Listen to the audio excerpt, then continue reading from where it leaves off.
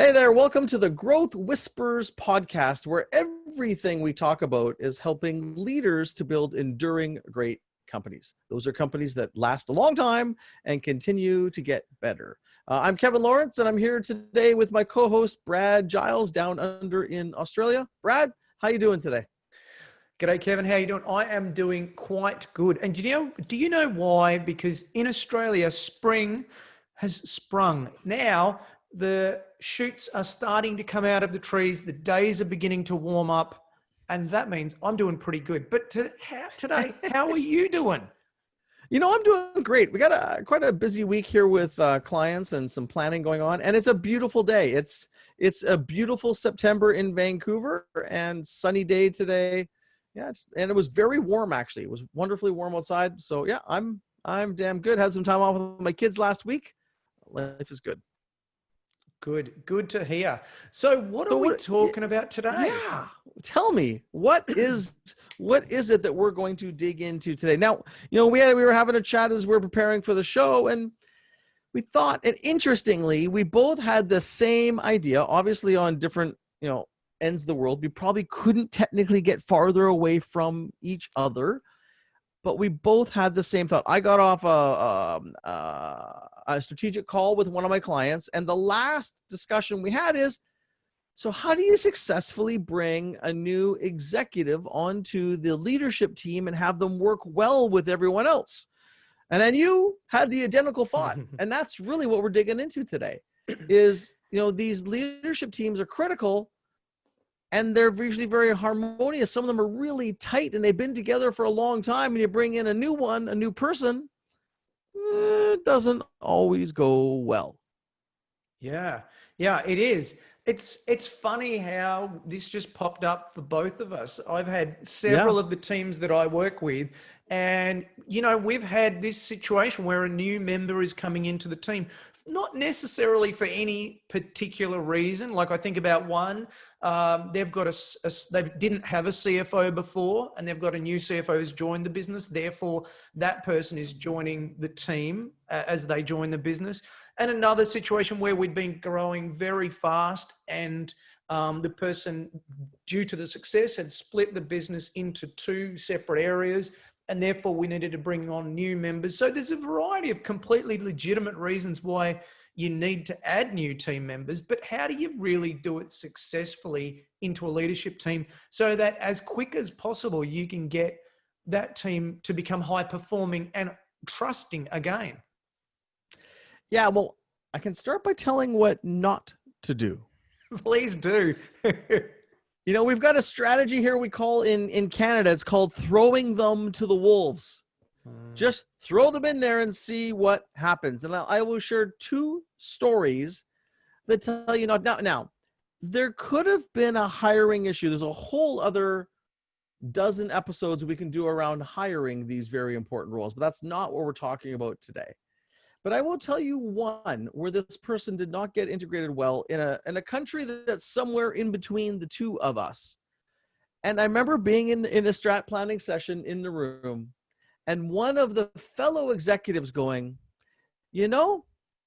I think you should go for a hot air balloon ride. And I'm going to be on the ground with my gun shooting holes in your balloon. What? He's basically saying, go up in the air and I'm going to shoot you down. It was that, there was such hatred and a matter of alignment that was misalignment. It was incredible. Now, this is a company with people with very different cultures that all kind of clustered with their different cultures. It was a big team. It was about 15 people. And one person who did not integrate well with the other. Could he have with some proper work we'll talk about today? Maybe. But yeah, that person got released very quickly because they just couldn't do it. And there was such hate. How long did that take before they were released? It was like another 3 months from that point. And how long had the person been in the organization or been in the leadership team? A year. Right. So quite a long time, really. Yeah. I guess that kind of hatred takes a while to build up. Yes. And another one that wasn't near as potentially violent, but another one where the team was a very tight family-like team, almost like a brotherhood, or like, think of like an American football team, right? Really, really tight, or a soccer team, or a cricket team, badminton team, not badminton, but probably soccer team, cricket team, football as you would call soccer. And this new guy joined the team, and they're like, hey, come join us for a drink. Hey, why don't you come for dinner? Hey, we're going to go to a ball game. We're at a retreat. Hey, come join us in the hot tub. He thought it was a question. It was a requirement. Yeah. Now, we ended up doing 360s. This guy was not integrating with the team at all. He came from a company where you did your job and you went home. This is a company, you do your job, you hang out with your team, and then you go home. Yeah. And we're doing a retreat, interesting, down in, I think we were in either Mexico or Florida. I don't remember where, but somewhere warm and nice. Yeah. And we just did 360s. I got the results and I got his, and I'm like, we need to have a little chat, because they lit him up. Yeah. Because it didn't feel like part of the team. Short, prepped him for the 360 discussion because we were having an open discussion. Told him that the invitations for dinner and drinks and hot tub were not optional, and had one of the women on the team who went and counseled him a bit. And what she said is, and she was, at that point, she was a 28, probably 28, and a bunch of guys in their, late 30s, early 40s. She goes, I go to the hot tub. I'm not going to go and sit in a hot tub with them. That would get, that would be a little bit awkward. But she goes, I sit on the edge of the hot tub because it's chat time and bonding time and social time. So that night, our good friend also, he actually was in the hot tub too. He got the message. So there's cultural norms and expectations, and if you don't get it, like in this company, no one told them. Coming to those things is not a offer; it's a requirement if you're part of the team. Otherwise, it's an insult not to go. And so there's lots of different examples, but those are two of, like, when it goes bad, it goes really bad, and sometimes good people can't recover from those. Yeah. Because we do the old Canadian throw them to the wolves. Yeah, well, I suppose we don't necessarily have a saying exactly like that that comes to mind. But we certainly, I would say culturally, we certainly don't tolerate people messing around. Let's just say that. And it may not be joining in the hot tub type scenario, but I mean, if you're going to join a leadership team, there's a certain level of expectation that you're going to participate. And here's the thing: every time a person joins a team, that team fundamentally reinvents itself. Okay. And that's a really important, I think, consideration in this area, because if you've got to think, when this person joins this leadership team, we have now reinvented the team. It's not the old team. This is a new team, and we need to set the new expectations or reestablish the expectations. Imagine if you had a very calm, quiet, focused, humble, dedicated team, and then a loudmouth man or lady joined the team, and they were full on and they dominated the conversation, perhaps didn't have a high EQ. That's an extreme example of fundamentally... It's a common example. Yes. Yeah, fundamentally reinventing the team. It's almost like if you take a piece of fabric and then you layer it into another piece of fabric, you have to weave those two pieces of fabric together. And if you don't weave them together, you have two pieces of fabric. Yeah. And a team is meant to be one piece of fabric, or one. So you have to kind of, all those relationships and getting to know weaves people together. And for those of you listening on the audio, I'm weaving my fingers together. If you can't see it on the video, but you actually have to do the work to do the weaving. Yeah. And in this company that I was with earlier today, we're talking about this, and we were saying, what are our best memories? And, our fabric is really tightly interwoven. The one I was with today actually is the company where the guy didn't get the hot tub message or join us for drinks message. I was with that group today. It's guys and girls, and great company, really great company. And it's almost like my American brothers. I'm Canadian. They are. It's like and real, real awesome. But as we're going through it, the interconnections or the interwoven fabric. I mean, we were going through sharing some of our best memories. I mean, we went through private Zach Brown concert in Chicago Zoo, 3 a.m. out to a place called the Red-Headed Piano Bar where there was dueling pianos and one person having to haul another person out. We had a night in Vegas where it was a crazy party night and where everyone had all good fun, but had a great time. One of the people had to get carried. I actually had to carry one of the executives back to his hotel room. He actually couldn't speak. I had to go to the front desk and ask for a key to his room so I could open the door and push him in and wish him well. And like we go, I could probably go with this team with him for a decade. For me with the team, we went through all these stories, but we have these stories and these interwoven understandings, connections that bond you. And you're basically, as you said, you need to now weave this other person into your fabric. Yeah. And help them to get into sync, because all of those pre-existing relationships are so powerful. But it's not just the relationships. That's incredibly important. It's also the learnings. So for example, when I'm working with a team and we've been together for 7 years, let's say, all of the learnings, like we kind of begin and we build a foundation and then we build the next level of knowledge and the next and the next and the next. All of those people have got that and can have higher level, more complex discussions. And then when you're joining in and you don't know what a hedgehog is or a flywheel, or you don't understand the concept of profit per X or any of the stuff that we analyze really deeply in companies, it can be difficult. So it's the learnings and the all that. Yeah. Brad, that's a great point. I just made a note. That's a great point because, for both of us, the companies we work with, we do a lot of learning together. Yeah. And so there's a phrase we use in this company called "Have you considered?" And we do something called "Have you considered?" If you haven't read David Marquet's book, Turn the Ship Around, you would have no idea what you're talking about. But we've all read. It's almost, it's a key tenet to our operating system.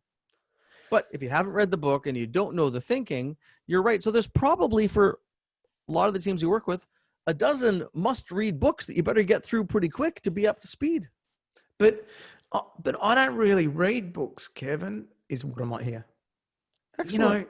Obviously, you were mispromoted. I'm sorry that you got into a leadership position. I'm sorry, HR.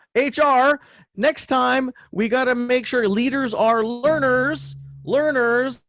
Let's make sure we don't let someone on the team who's not willing to learn and grow. Thank you very much. Oops. The other one I hear is, I'm finding it so hard just to get up to speed, or I've got so much to learn in the role and I've got to create results. And that's really hard. Yeah. And Bradley, you weren't hired for a technical job. You're part of this thing called a team. And so connecting with your team is more important than getting the goals. And that's where the counsel comes in, right? The counsel that people get in their first 90 days, that is very common, Brad. I have a talk with all the new executives we onboard, and I have the same talk every time. Hey, glad you're here. Yeah. I know you think you need to prove yourself in the first 90 days. That is a horrible idea. That is potentially death to your career here.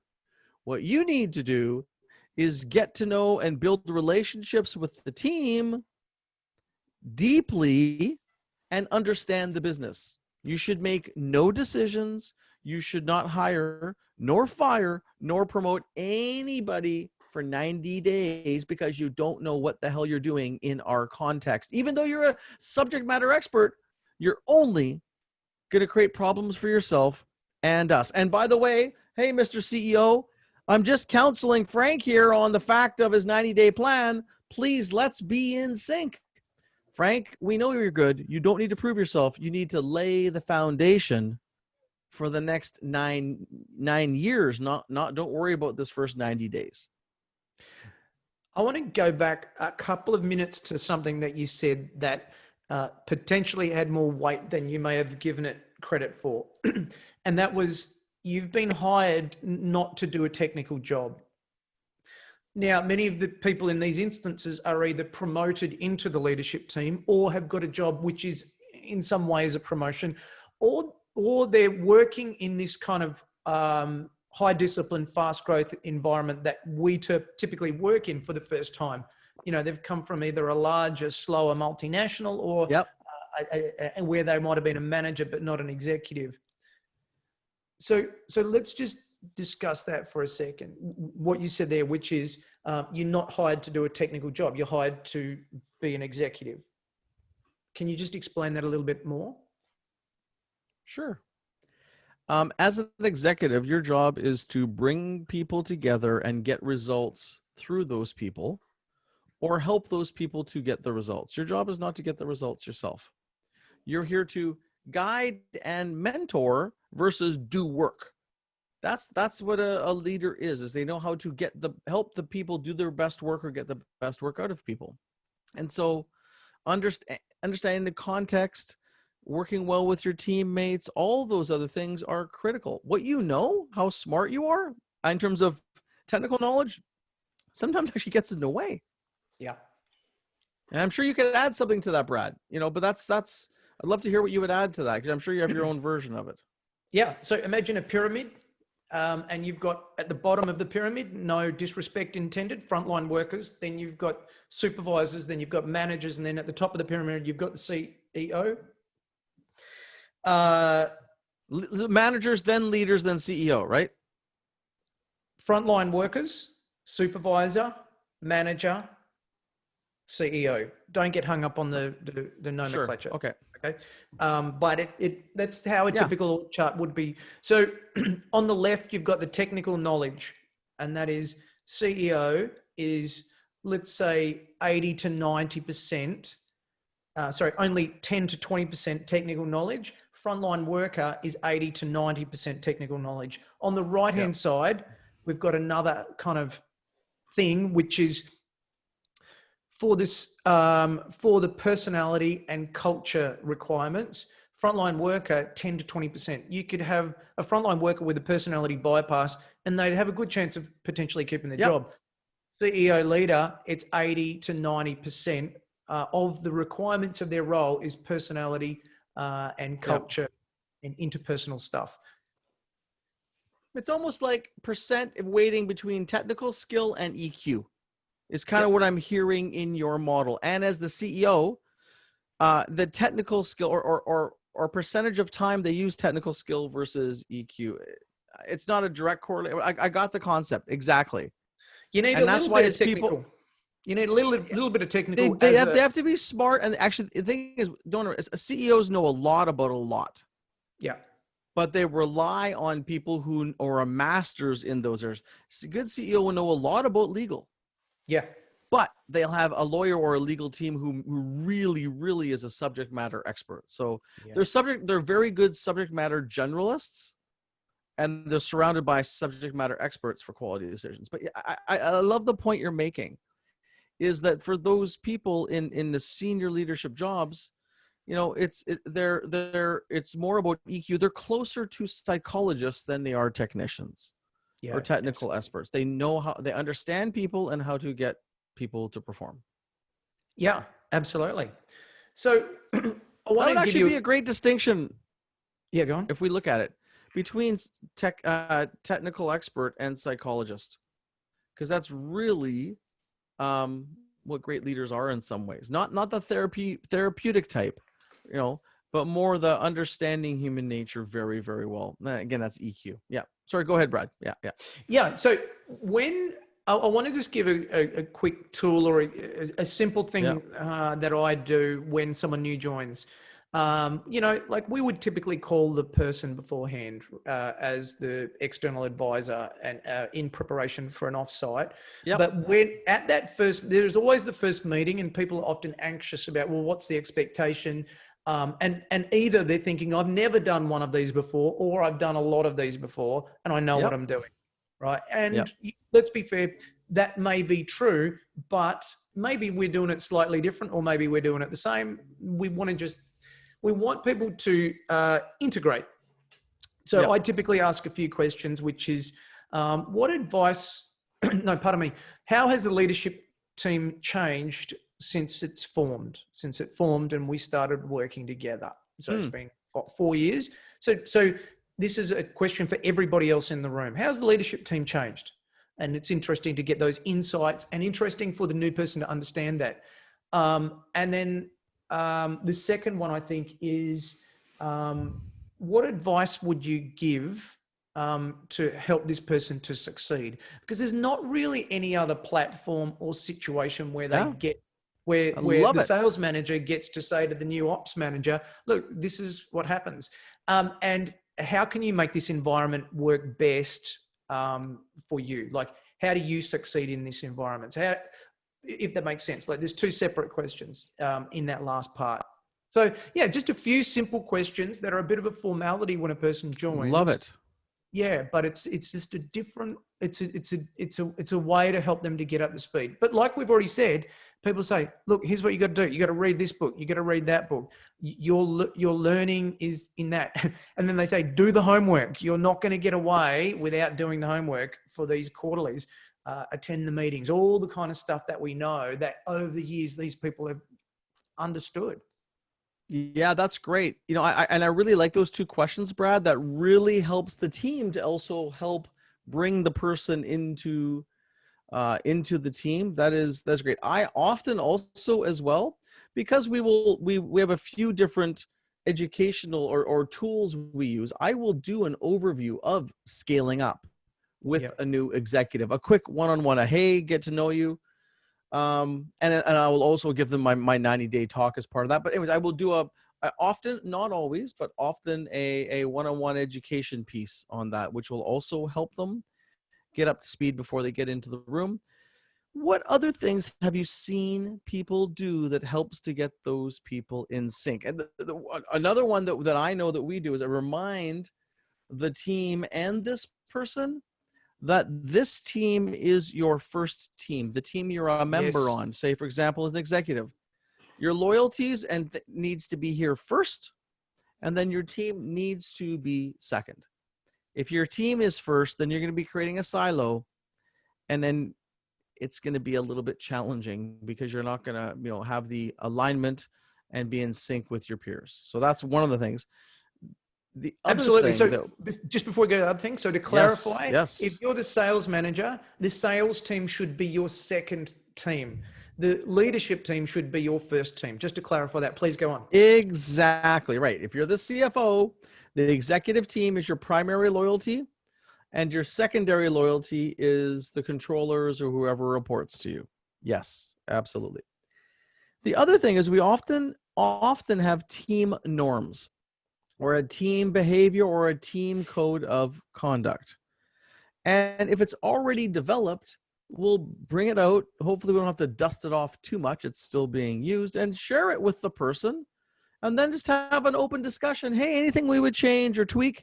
Hey, Mr. or Miss New Person, any questions or thoughts, or, but basically have a discussion around those team members. Look, and I know most teams don't have that kind of stuff. We work with people who are really serious about building enduring great companies. Yeah. So they're more likely to have these tools that just make it easier to get along and to be in sync. So that's another thing that we regularly do. Here's an interesting or important point. Whether you're listening as the coach or the CEO or the executive that's new, if you don't succeed in the leadership team, drawing on your point of the number one team, if you don't succeed in that environment, you won't succeed in the business. It's as simple as that. I say that again, Brad. I love that, what you just said. All right. So I'm drawing on what you said about the number one team. So if you're the sales manager, Yes. the sales team is not your number one team. The executive team is the number one team. Okay. But if you don't succeed in the leadership team, then your time will be limited in the business. Like you cannot succeed. Yep. So you've got to understand, if you're coming in or if you're getting a new person to come in, getting them to read these books, getting them to understand these concepts is so very important. I've seen this where people, they're kind of okay at their job, but they don't commit the effort to integrate, to understand the all of the stuff that we've spoken about today, like to do the hot tub, to do that side of it, and also to do the to learn, to understand, what does profit per X mean? How does it apply? How does it impact our business, or whatever it is? And because they're focused on the day-to-day and their team first, and they pay not as much attention as they should, they simply don't last. I'd say 1 or 2 quarters later, they're gone. Yeah, and I'm having flashbacks of some of these people in my head as you're talking. And that's those relationships. One, he was a mishire. This guy was it's a very successful company with a quite respectful but conservative culture, and he drives a Ferrari to work. And he has the personality. I love cars. I'm not judging different cars, but he has a stereotypical Italian guy with the person, and he's the good-looking, slick Italian guy with the personality of a guy you would associate that would be driving a Ferrari to work every day. Oh my gosh, and he lost the respect of the team really, really quickly, and of course didn't make it. He was one of these guys actually that was okay with a few people, but then he just wrote off some others, and it was bad. I have one though, I'll tell you, it's a funny story. A very, very healthy exec team I worked with. This one was also in the US. And I came to a meeting. The new CFO had been there 42 days. I don't know what was wrong with this guy, but he was undermining, gossiping, and creating chaos within the executive team. I'm there, and it's the 10:30 break.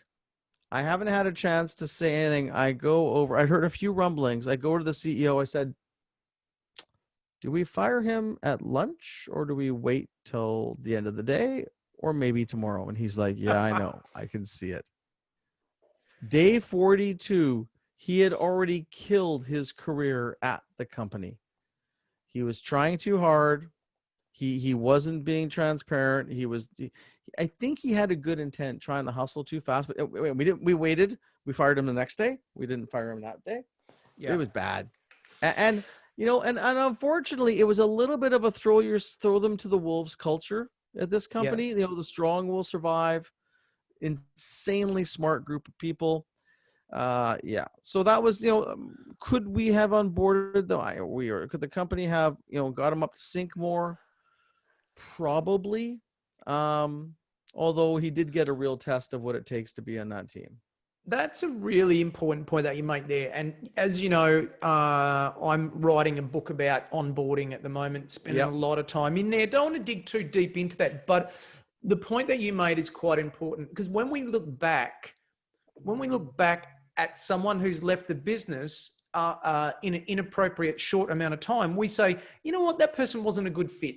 And I think that there's this myth of fit where we look back. Yes. But that makes us then think that it's binary, right? It's either red or blue, but it's not. Right. It's, if we think about it like a spectrum, and we think about onboarding someone into a leadership like a spectrum, then we can ask the really important question here, which is, how do you get a person who's joining a leadership team to be successful? And that means that as the CEO, you've got to map it out, and you've got to think, okay, well, I've got to get them to read Scaling Up. Okay. And they've actually got to do it, and they've got to understand the weight. They've got to understand that this is their number one team. Maybe you've got to give them a definition of terms, because when we use all of these phrases and they're not used to it, maybe you've got to do that. maybe they've got to go out to lunch with everybody in the leadership team in the first 2 weeks or something. That's what we were just talking. My clients in India I was on the phone with tonight, or video conference tonight. We were talking about this, and it's like, they have a past, and other people, it's like they go work for a week with a bunch of the other executives for a week, right? That may not be the right thing for your companies, but it's time with people, whether it's lunches. I don't think lunches are enough. I think there needs to be more than that, but really time to get to know each other. But yeah, it's a serious project. And I like what you're saying about, they weren't a good fit. And I think there's cases no different than your example of salespeople. If a salesperson doesn't work out, you could easily say, well, they weren't very good. Or did we not train them well enough? Did we not spend the time with them and coach them and mentor them? I remember going back, a job I had, first real serious job I had that I took in hardcore sales. I was in the media business. And I had an amazing, amazing sales manager. His name was Warren Morgan. Loved the guy. He became a mentor to me. Sadly, he didn't live a long life, which was, really unfortunate. But he was an amazing, amazing man. And I remember being in this job. I had the best training, the best mentoring, the best coaching you could possibly have. And I almost gave up at the 4.5-month point. Right? And he had the faith in me, and at the 5-month point, the floodgates opened and away I went. It was awesome. Yeah. But that's with the outstanding training. It literally, I had the best, I know from what I've seen, probably as good as it can get. I had, and I still almost gave up. Yeah. And most salespeople don't even get close to that.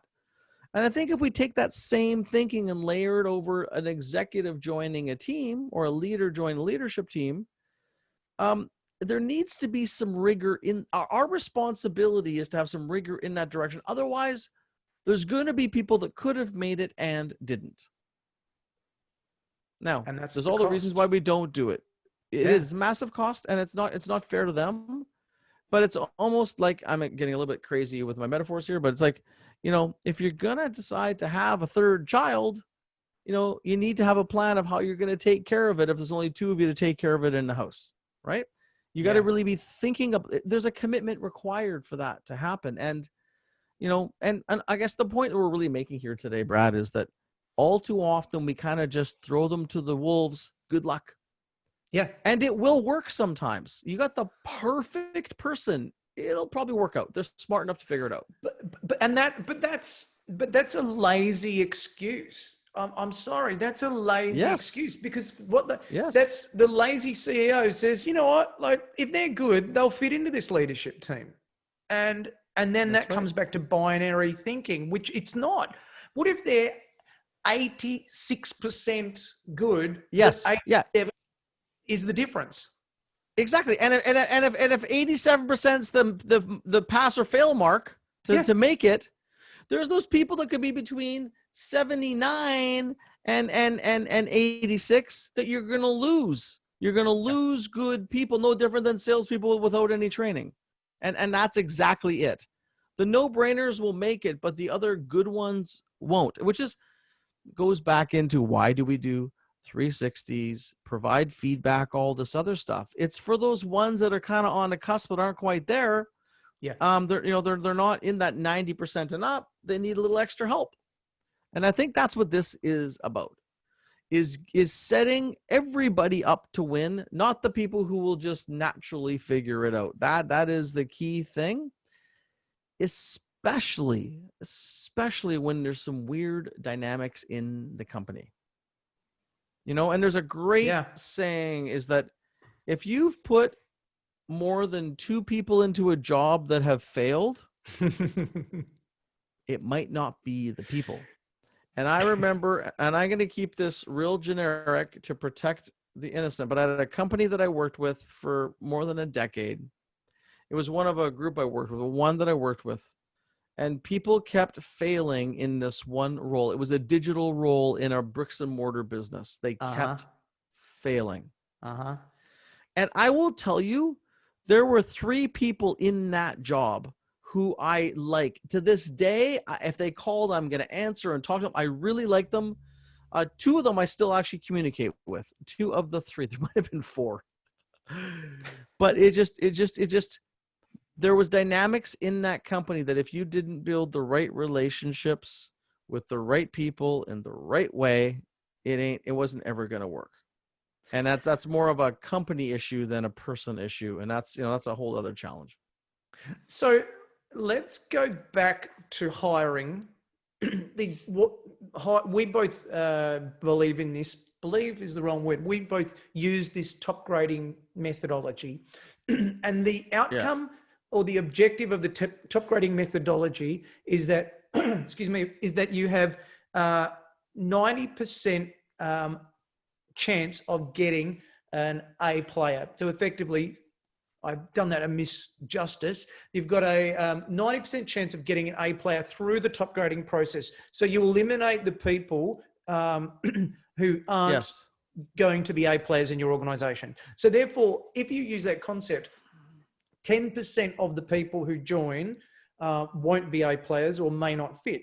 Yep. Therefore, then you enter the next phase of integrating into the leadership team. The job should be to exit those 10% within a specified time so that you end up with, let's say, close to 100% A players. Yes, of course. That's the objective in our companies. Yes. So when we think about this question, you want to get people to leave. Like, it's good. I think about a story where we had exactly this situation. We had again, protect the innocent. We had a CEO who had, let's say, an operations or general operations manager join. This person had been in a project management role at another organization, but never really in a leadership team capacity, wasn't really interested in it. And we forced this kind of onboarding, this hard and fast onboarding. And the person left, I would say, within about 4 months. And the CEO was really disappointed. They said, look, it didn't work out. And I said, look, this is actually a success. We could have gone on for 2 years unless we applied the rigors of making sure this person integrates well. It's so very important. Yes, it really helps that we have done everything in our power to help them to be successful. And then if they're not successful, it's really clear. One thing I will add on to this, getting the right people is critical. As companies get bigger, there is a really big difference between what some would call a director and an executive, or a leader and an executive. There's a massive difference. And I will tell you, in founder-led entrepreneurial companies, only some people are actually capable of reporting directly to a CEO of a founder-led entrepreneurial company. And you need to be quite intelligent, quite independent, and good at figuring a lot of stuff out on your own. Because founder CEOs are different in some cases than some professional CEOs that are used to being parts of bigger businesses, because founder CEOs often haven't, not always, but often haven't been part of bigger machines. And I will tell you, in this, there's all the creating of that healthy team and having that person on board. A lot of the onus is on the CEO to create that, and not everybody is good at that skill. Yeah. Right. It's something we end up helping people. It's not natural for a lot of people. They don't even know how to. But what I will say about the right people is I have seen directors who get promoted to executives who don't have executive capabilities, and it's a train wreck. Yeah. I cannot tell you how many times we will take someone who gets promoted to executive, reporting directly to the CEO, and they fall on their face. And then we put them under a really solid executive, and they thrive. Mm-hmm. Because there's a different skill set that executives have to think things through, and they're much more strategic and technically better at leading things than some of these directors or managers that still need a lot of guidance. And so some people just aren't ready. So no matter what you do and how you actually prepare this person, if they don't have the intelligence or some of the capabilities to match up and be in sync with their peers, it's not going to work. So that's, we go back to the top grading and using something called the scorecard, where we look for what are those competencies they really need to have to be successful in that room.